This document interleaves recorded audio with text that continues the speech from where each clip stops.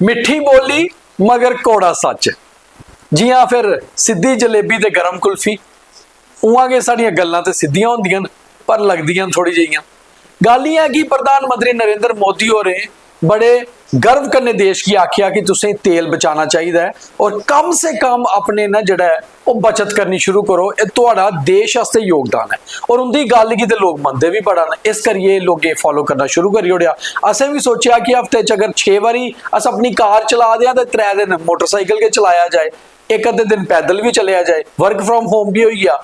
मगर जम्मू कश्मीर च चला रहा है पंडित दीन दयाल उपाध्याय प्रशिक्षण शिविर, जिसी तुस ऑनलाइन भी कर सकते हो। मगर वो आता यह है कि पुंछ, सांबा, कठुआ, सुंदरबनी बीजेपी के बड़े नेता ते अपना कैबिनेट घट करा देन ते निक्के नेता गड्डियां लेइयै दौड़े दे प्रशिक्षण शिविरें च।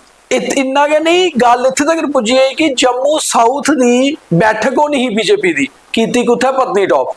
35 बंदे गड्डियां लेइयै गए थे पत्नीटॉप, फिर 35 बंदे वापस भी आए। ते आपू हिसाब लाओ कि कम से कम जेड़ा काम ऑनलाइन हो जाता है उसी ते कम से कम तेल बचत करिए, देश च कोई योगदान करी दो। हुण प्रधानमंत्री तुसीं कल्ले कल्ले ही आइए आखन कि तेल बचाना है।